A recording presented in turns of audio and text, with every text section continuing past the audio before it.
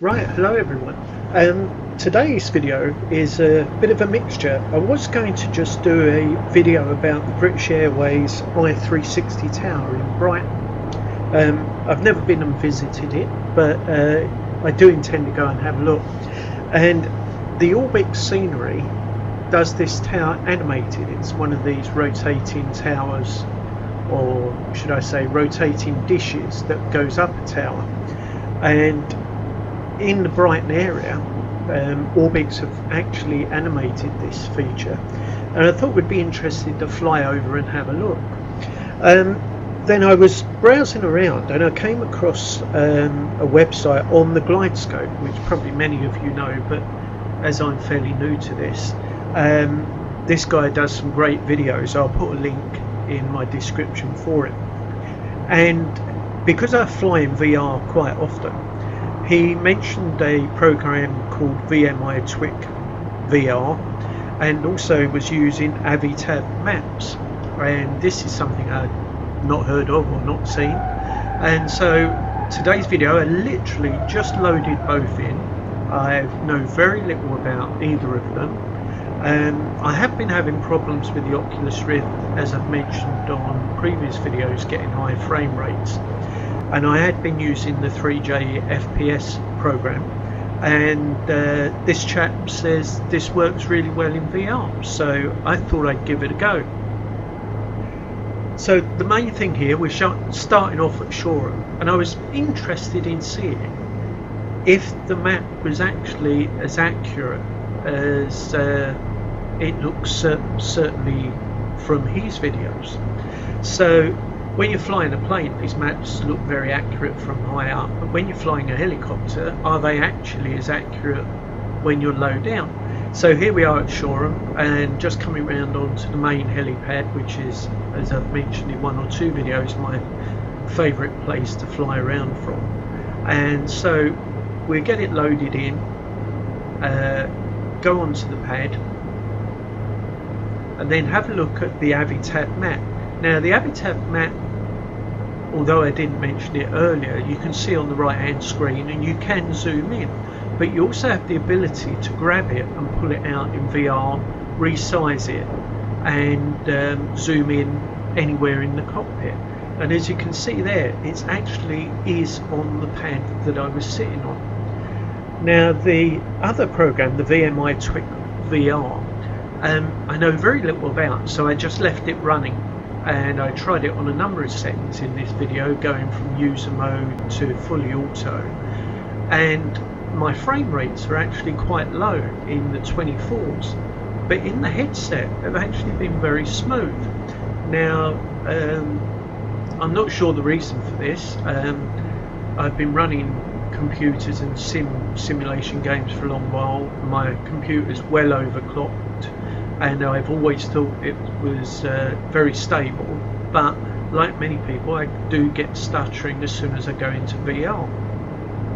In fact, I would put it as far as to say that X-Plane is probably one of the most taxing things I've run on my PC for a long time.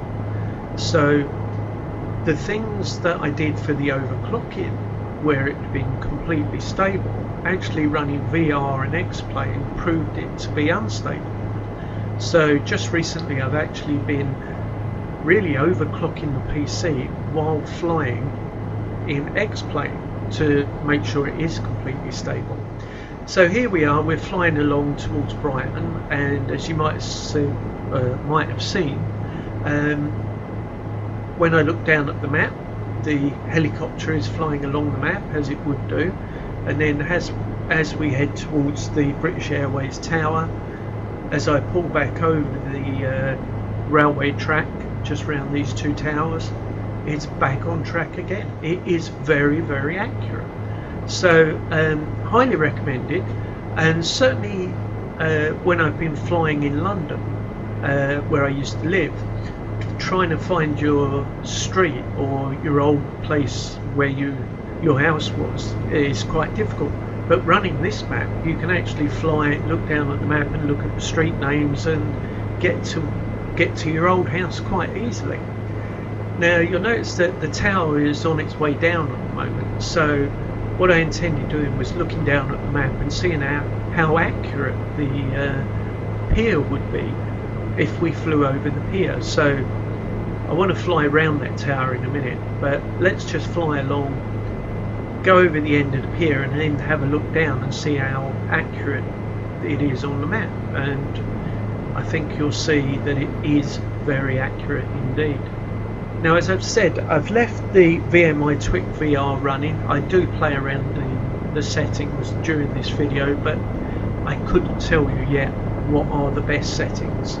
It seems to work. It's certainly very easy to do and see in VR, and you can make adjustments on the fly, which is brilliant, because if you're in open scenery you can tweak it one way. If you suddenly go into a built up area, you can tweak the number of objects down and keep the VR happy.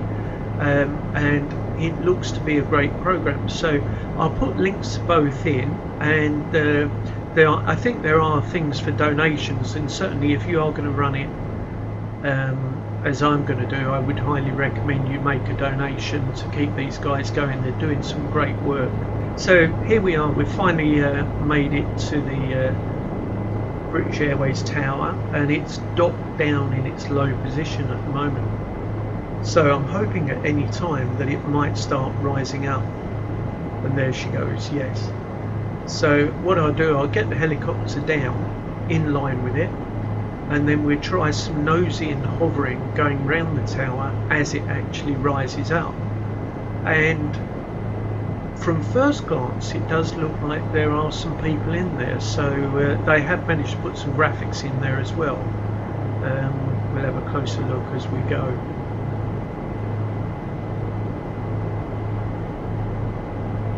Now, as I've mentioned in a few of my other videos, I suffer from a condition called dystonia, which means I've got very, very shaky hands and a shaky head. So if the VR video is moving about a bit, I can only apologise, but it's something we all have to live with if you've got it, and certainly from my point of view it's not going to stop me flying.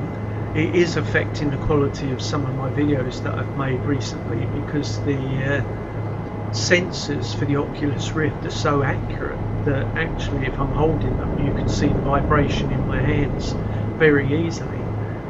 But you know, as they say, life's a shit, and sometimes you just have to get on with it. So here we are coming up on the tower, and they've done a pretty good job there of trying to get that translucent effect. There are people in there, and I'm managing to keep the helicopter nose in and rotating around at the same time.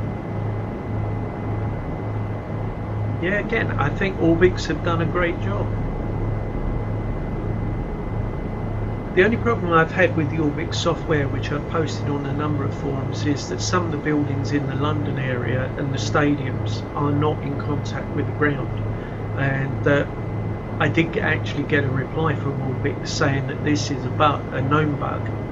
I wasn't sure if it was because I hadn't loaded a correct mesh, or when I've been playing around with photo scenery that I'd actually created a mesh that didn't fit the buildings anymore. But it seems that they do know about it and they are working on it, so hopefully that will be put right in the future. It does seem a bit odd if you're a helicopter pilot coming up to land near a stadium, Highbury or any of the main football ones, and then being able to see underneath them rather than them being in contact with the floor.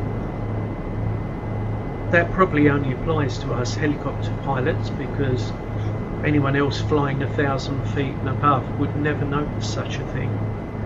So it looks like the tower's on its way down again now, so this will be an interesting one, descending and trying to rotate around as we go.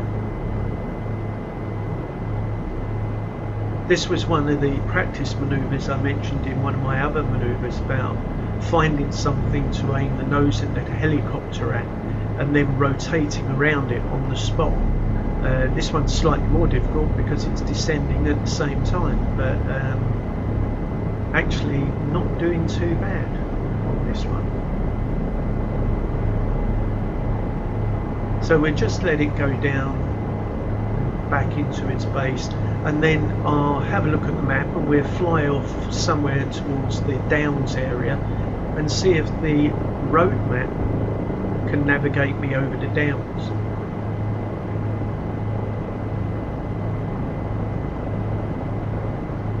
Yeah, I think that's brilliant. I think they've done such a good job, and I'm sure there's lots of unique features we have yet to find. So here we are, we're heading over towards the Downs, and literally I'm following the road on the map and using that as navigation, and it is very accurate.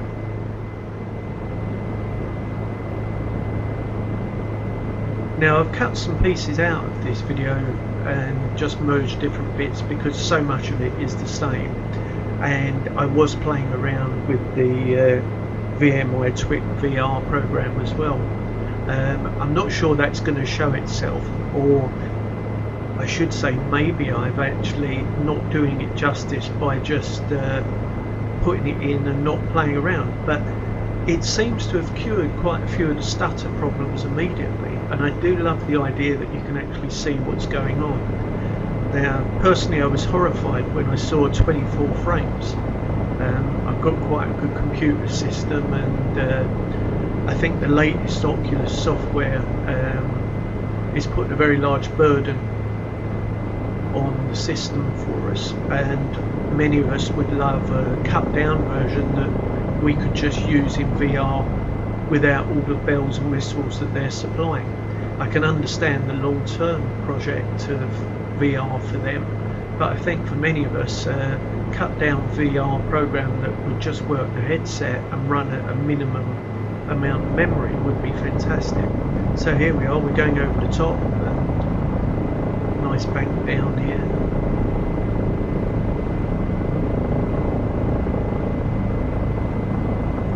Now this has featured this area in one of my other videos, and it's a fantastic part of the UK. We were very fortunate that Orbx did the south first. I hope they'll catch up and do the rest of the country soon. But it really is very accurate, this map. You can actually navigate by following the roads if you're a heli pilot. Now at some point during my videos I always tend to I suppose forget to look at the instrument panel, and there's a funny instrument called a torque meter on there, it seems, and we will find out again for the second time I think in a row that due to my looking at the maps and looking at other instruments, I'm not actually taking notice of how I'm actually flying the helicopter. And so for the second video in a row, in a moment we're going to be seeing the VR, or in VR, the torque meter flashing, and I didn't actually notice at the time, so we end up with yet another emergency auto, which luckily enough I do get away with. I then reset the helicopter and then fly into Shoreham and use the map to see how the runway looks and see if it's as accurate on the approach into the runway as it has been on the roads. So here we go, we come around here, we're doing a very nice low level bank. Spectacular area this is, it is wonderful, and they've done such a good job. It's one of the areas where looking at this fantastic scenery on a flat screen, it is absolutely outstanding. Now in VR it doesn't match it, but the experience in VR is more, it makes up for it, I have to say. So there goes that flashing torque meter thing that I should have been looking at earlier on, and as usual, as soon as anything goes bang like this, you should look for a place to land, drop the collective and try and pick some speed up. I'm actually pretty low on this one, so I'll pick over the back of that field and keep the speed up, and then raise the nose, try and increase the RPM. And with this, I think I barely get away with this. This is there's nothing left at the end for hovering. and it's quite a clunk.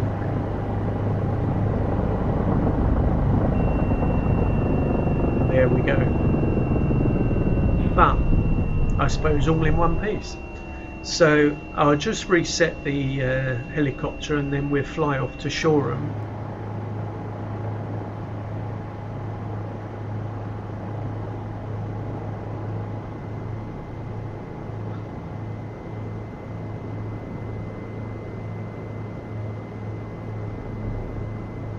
Now you might notice there when I looked at the program, the frame rate had increased.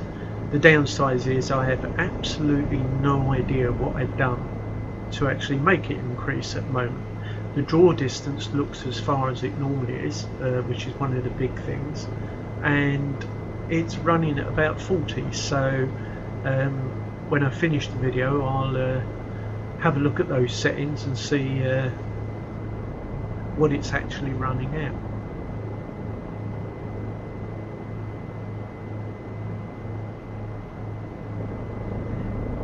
In this particular mode on the Twick VR program, it's dynamically adjusting, I think, the draw distances and that to try and maintain the frame rate. But you can actually delve much deeper. When I watched the glide scope video, the number of settings in there, from everything to do with clouds, the street lighting, nighttime, the glare, what I think they call it the Rayleigh effect for the atmospheric seeing that we get, the fog levels, they are all adjustable, and really this has given given us access back into the program to be able to fine-tune it for your own system. So we're just following the estuary down, and that's Shoreham in the distance there. Looks a little bit flat.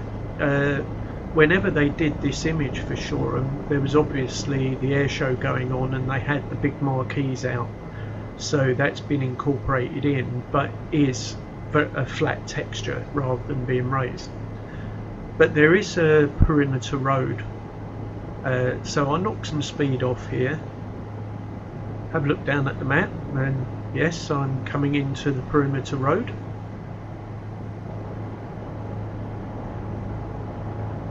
And once again it does look very accurate. Now at this height these textures look a bit rough here. Again, it could be something that the programmers dynamically adjusted, maybe the texture levels or something. It's unusual flying over this part of the airfield at this height, so I think it's pretty unfair. But there's certainly enough detail and good frame rate here to follow this outer road back into the main area. Probably going a bit quick here, and yeah, a bit of a dip.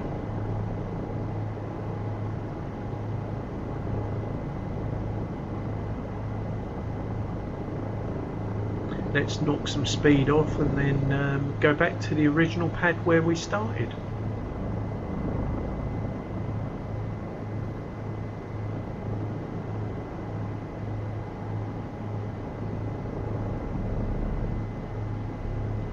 Now I should apologise for some of the long pauses. I've done this video on the fly, as it were, and it's not scripted or anything, as you can probably tell. But I had a day or two spare, so I thought I'd have a go and just give this a try. And certainly at first glance, this or these two programs look highly recommended. And so it only leaves me to say thank you for watching the video, and certainly have a look at the VMI Twick VR program and the AviTab Maps program. I'm sure you'll find them very useful.